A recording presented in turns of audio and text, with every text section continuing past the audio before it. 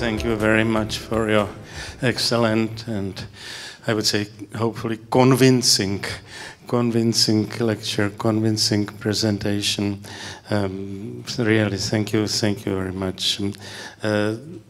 You introduced some arguments which are, I would say, known to us, at least to some of us, but some of your points are rather new and different. Thank you very much.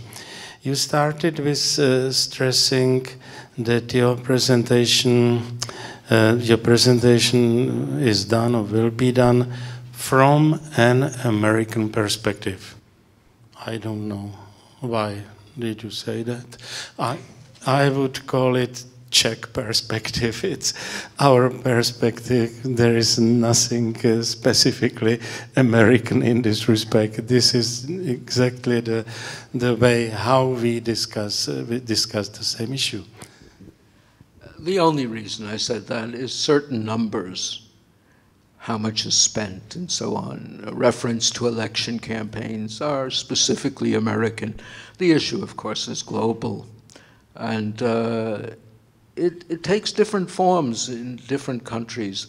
Although, I don't know. I mean, for instance, I do know in the US, I do know in the UK, and I do know in France, that every poll of ordinary people shows that while they may accept that there's something going on, they don't take it seriously.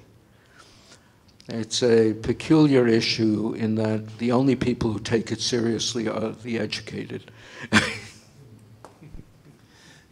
Thank you. I would like to make 2 or 3 points, similar points. You mentioned something that is also very understandable to all of us. You said that the topic is an entirely political issue, and you said that the issue is not climate. This is something what we stress very much. The subtitle of my first book about that issue, issued 10 years ago, was "What is Endangered? Climate or Freedom?" Definitely and my answer always was, climate is okay. What is endangered is freedom. The title of this new book of mine is, "Shall we be destroyed by climate or by our fighting the climate?" Again, so this is another point which I would like to stress. Yeah. No, I think the potential for danger in the policy is vastly greater than that nature. You know, we've always had climate catastrophes, and the most obvious thing is a catastrophe that occurs in a wealthy country ends up doing less damage relative to that country's status than in a poor country. You just have to look at a hurricane hitting Florida versus hitting Haiti. And there are 2 orders of magnitude difference in death. So anything, in a sense, that reduces well-being, economic well-being, endangers lives. I think it was argued many times, not just Florida and Haiti, but the New Orleans, Katrina, and similar events in Southeast Asia or somewhere. Another very strong argument. You mentioned something what we feel very strongly and what we are afraid of very much. And this is, you mentioned the indoctrination of young people. This is something what we feel very strongly, and one of our surprising arguments is that we provoke some people here by saying the indoctrination of children at schools is these days comparable with the indoctrination in, and I stress, late communism. Not in the 1950s, in the era of Stalin, but what is going on now at schools is really, in our feeling, comparable with the late era of communism. Maybe it is even worse now. So this is maybe a comment or an information for you. No, I mean, I don't know how this happened. You know, I don't know the situation in the Czech Republic. In the US, we have an interesting problem with lower school education, and it has to do with women's rights. When I was a child, a woman had very few choices. She could be a teacher, a nurse, a secretary, or a housewife. And of these, teaching was the elite choice. And so we had very good teachers. Because of the Depression, we also had men who chose to teach for the security of the job. So we had very good teachers even among men.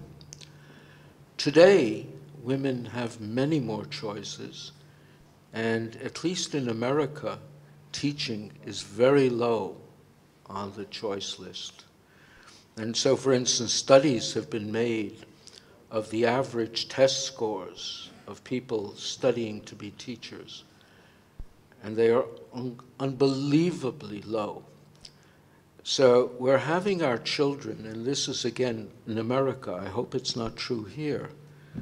It is true here, I can assure you. They're being taught by people who have trouble with single-digit arithmetic. We're teaching them science. These people do not, for the most part, have any idea what science is. It just becomes another politically correct dogma. And you know, I mentioned that ordinary people are skeptical. And I've wondered about this personally, and I've had to think a little bit as to what it means to be a good student. And with most cases, what it means, you've learned to please your professor. And so the skill you've learned is how to rationalize anything. Ordinary people probably were not such good students. They didn't have to learn this skill, and they had what we commonly refer to as common sense. It's possible education eliminates this in many people. The common sense is killed by the current education and current education system.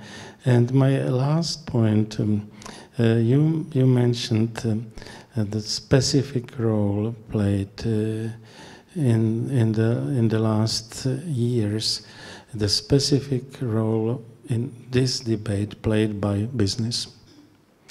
It started in the realm of ideas, as usually. Then it moved to the world of politics, and now it moved again to the world of business. And the main advocates of all crazy measures of the fight with CO2 is, to our great surprise, business, because they discovered that to please governments and to get all kinds of subsidies and all kinds of grants and all of that, this is the easy way how to be profitable. And that we in the past 20, 30 years ago, in the fight with environmentalism, we always supposed that business is on our side,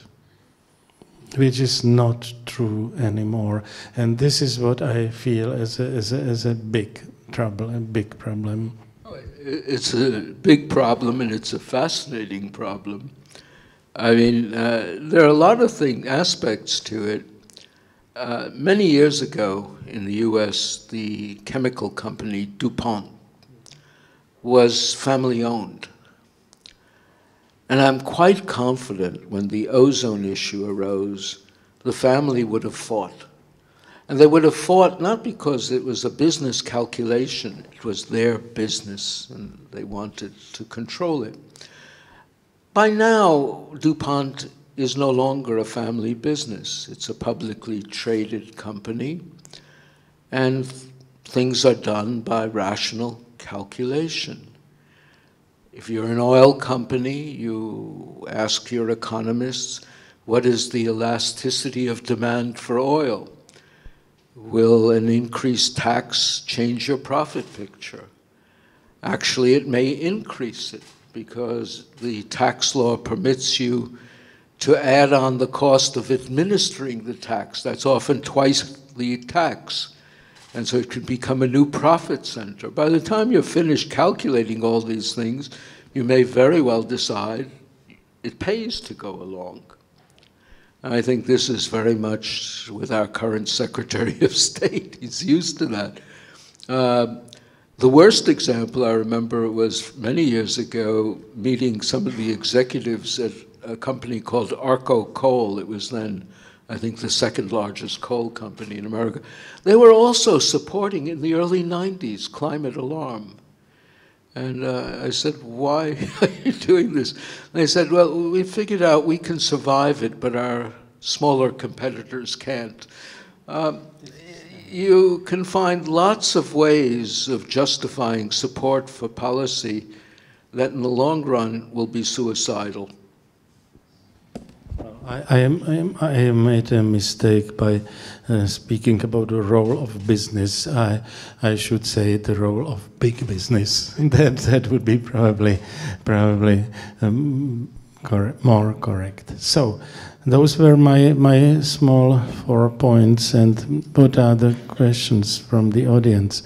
Well, a few years ago, I was present at a meeting of journalists from the Washington Post and the New York Times.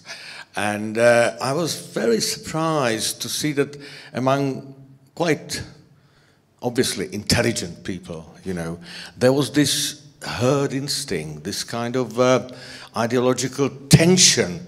You know, they were talking, laughing about it, that some idiots, practically fascists, you know, were writing letters to them about the climate change, which have to be immediately, you know, rejected, of course, because these people are just total idiots. Obviously, the letters quoted were by ordinary people, you know, not by scientists. But how do you explain this kind of ideological unity? Or even a sense of moral superiority among people who are otherwise in other fields quite intelligent. Well, of course, one doesn't want to overrate intelligence, but no, I think there's actually an explanation to that. First of all, and again, in the U.S., and there's a difference here, for instance, between the US and France. In the US, this is a political issue. It's a right-left issue. And the New York Times and the Post are on the left. And it makes sense in a way because it's an argument over government control, and a party that believes in markets will be against it, and a party that believes in state control will be enthusiastic. In France, it's not a right-left issue because there's no right. Absolutely perfect. Marine Le Pen's agenda is purely socialist. Right in France refers to nationalism, not economics. As far as the New York Times goes, it's an interesting history. They've had several journalists who have been their global warming specialist. The first one was a fellow named Bill Stevens. Now, all of them had to support warming. That was a given. But Bill Stevens tried to understand the science. And so he had to quit. He was replaced by Andy Revkin. Andy Revkin was a little bit stronger on the warming, but eventually he had questions about it too, so he was gotten rid of. They now have Justin Gillis, who I don't agree is intelligent, but boy is he fanatic. And so that's what they have. The Washington Post rarely exhibits independence on this. They follow the New York Times, and for a while it was even joint ownership until Bezos bought it. The press, the media in America have been incredibly uniform on this. The only exceptions are things like the New York Post and the Wall Street Journal op-ed opinion page. Yeah. Page 6, yeah. Yeah, you are absolutely right, but you mentioned... There is one thing I should add.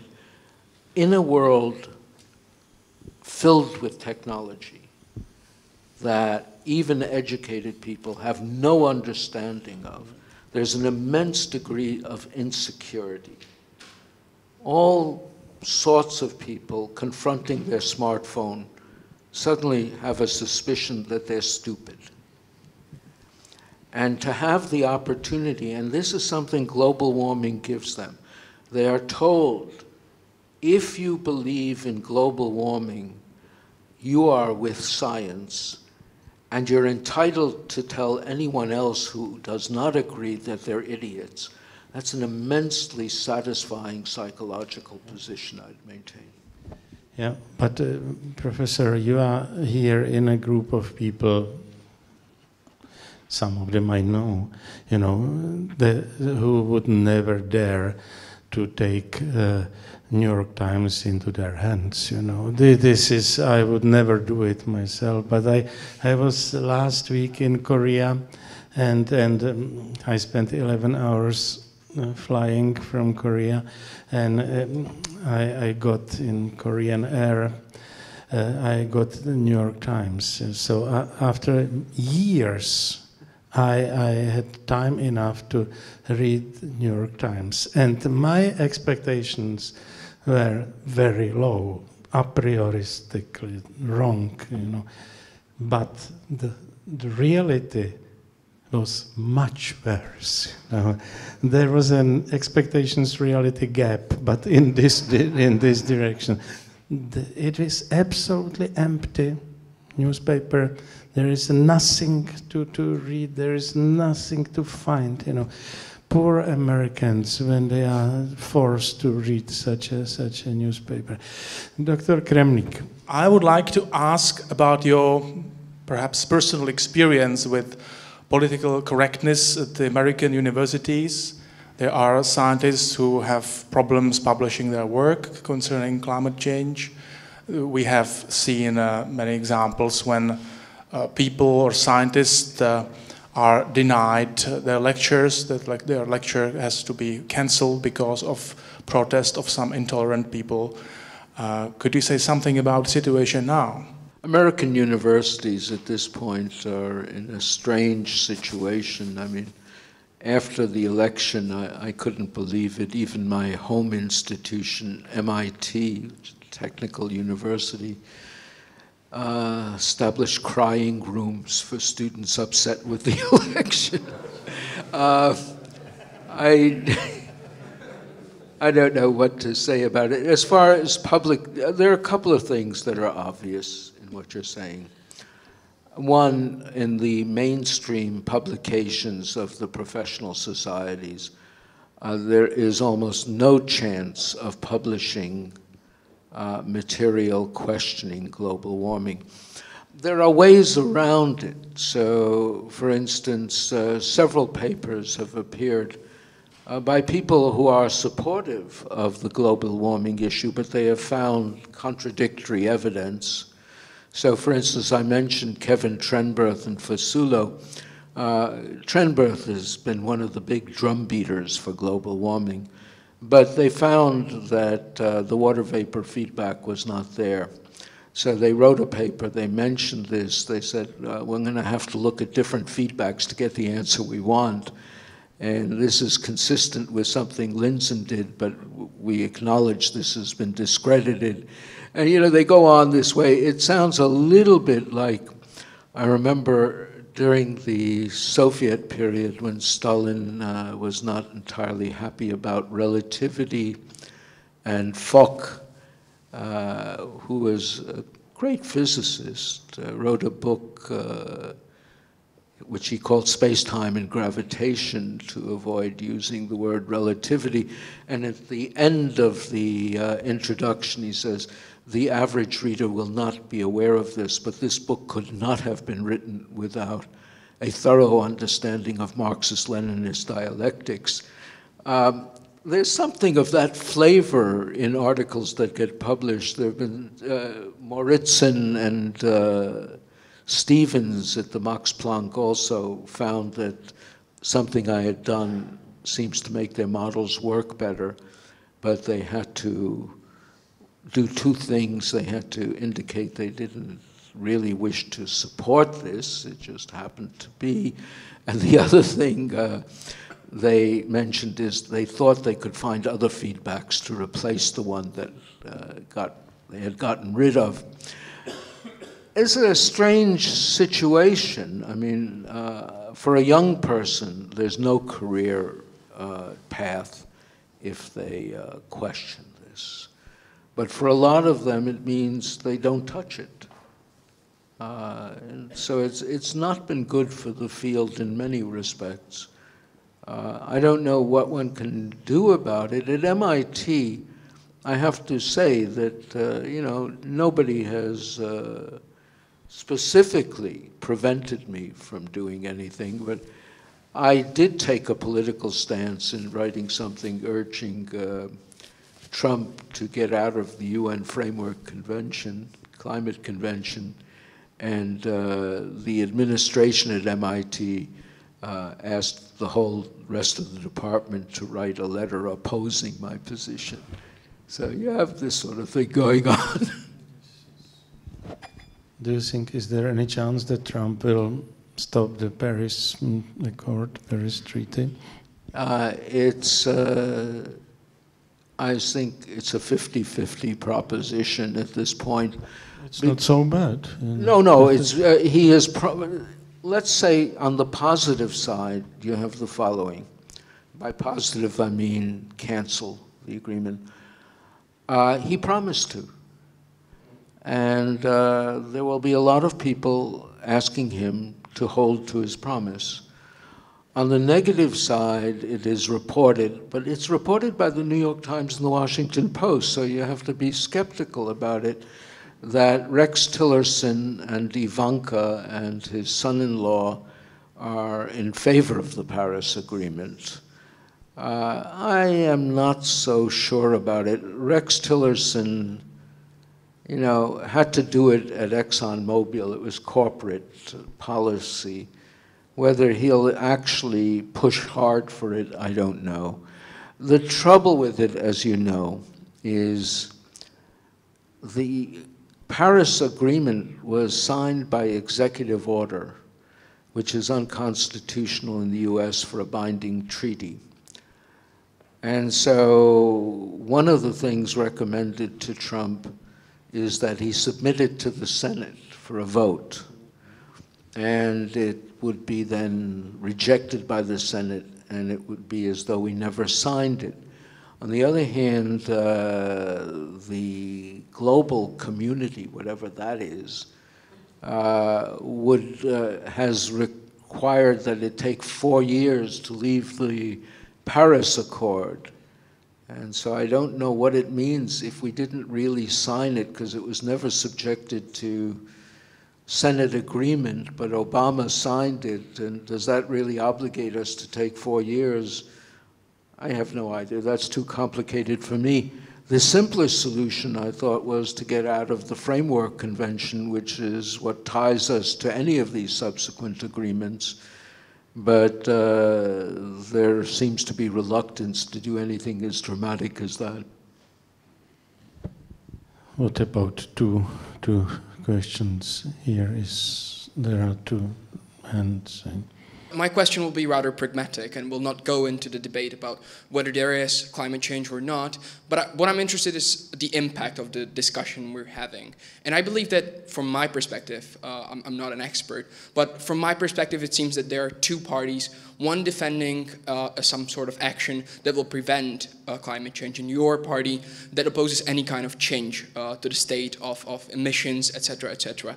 But what I'm interested is, what if you're wrong? But not in terms of how you live with that feeling. I imagine it's not quite a pleasurable feeling. But if you're wrong, doesn't that mean that we're doomed?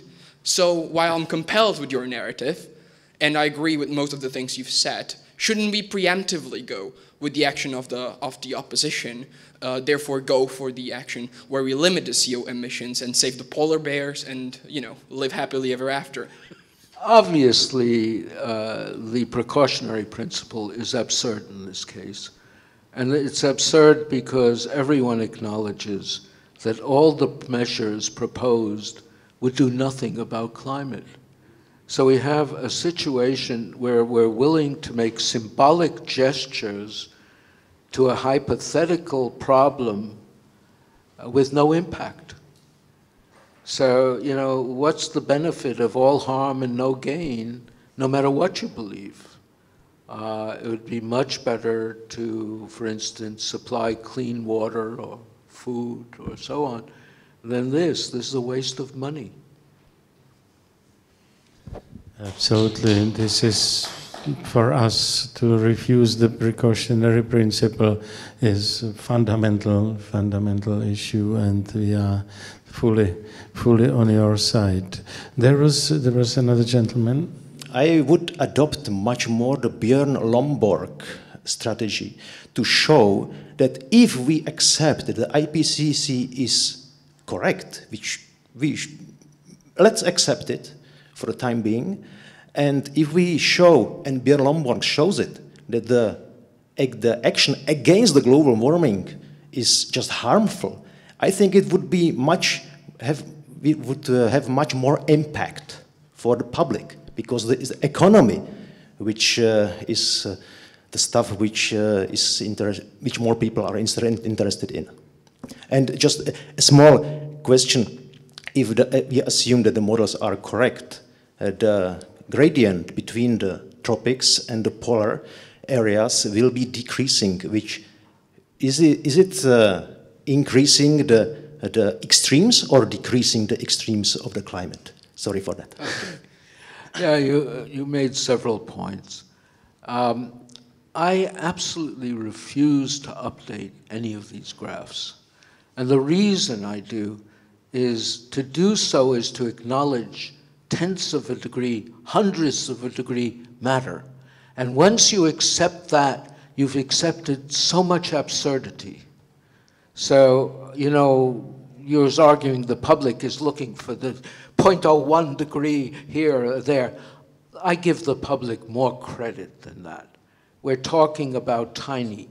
You have all the arguments about, you know, did we have a medieval optimum or this and that and so on.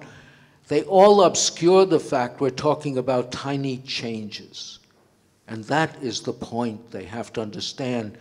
One has exaggerated the importance of tiny, tiny changes. Bjorn Lomborg's approach is perfectly okay for an economist. If there were no problem... He's not an economist. Well, we don't include him among economists. Let's assume for the moment he regards himself as an economist. He's a statistician. Okay. But the point is, if there isn't a problem, he has no work. So the first thing he has to do is acknowledge there's a problem, and then he can talk about it. So you have that issue coming in. Then you come to the last issue, and, you know, could you repeat that so I remember it? The last issue is much more in the realm of climatology or meteorology. It is a gradient between the tropics and the polars. Okay. If it should decrease in the future according to the model scenarios, yeah. And if it decreases, it probably should decrease the meteorological Absolutely. extremes, or not? Yes. Probably decrease. No. The answer is unambiguous on two counts. If you have extremes in temperature, as you know, it involves advecting air from cold or warm places. And so the real extremes require very strong eddies or cyclones. And the mechanism is baroclinic instability. Now, in a warmer world, you have a smaller range of temperatures. So the range of extremes will be less if the eddies were equally strong. But the eddies are also weaker, so they can't even bring the extremes in. So there's no question that you'll have fewer temperature extremes. The models agree with that. You know, many of these things, the models do not point to the things that the environmentalists and the politicians are using as scares. And this is one of the most obvious of them, that they have to claim the opposite of what the physics and the observations and even the models say. So, last question. And when I listen to the scientists and I listen to you, I'm just a regular Joe, and I think that the way I see it is this whole argument about whether we're getting warmer or colder or whatever, it's very similar to me as the whole hysteria about smoking. And in fact, it's such a, I would say, complex issue that it's part manipulation, media, but as Professor Klause says, I think it's about freedom, and a freedom of the individual and a freedom of choice. How do you see a guy that wants us to know what's happening around him make any sense of this? You're right. There are issues. I mean, smoking, whatever you think about it, is dogmatic. You know, it's interesting. The issue of secondhand smoke comes up, and you know, how shall I put it? If you think about statistics, Fisher was one of the founders of modern statistics, and he was very skeptical about even the connection of first-hand smoke.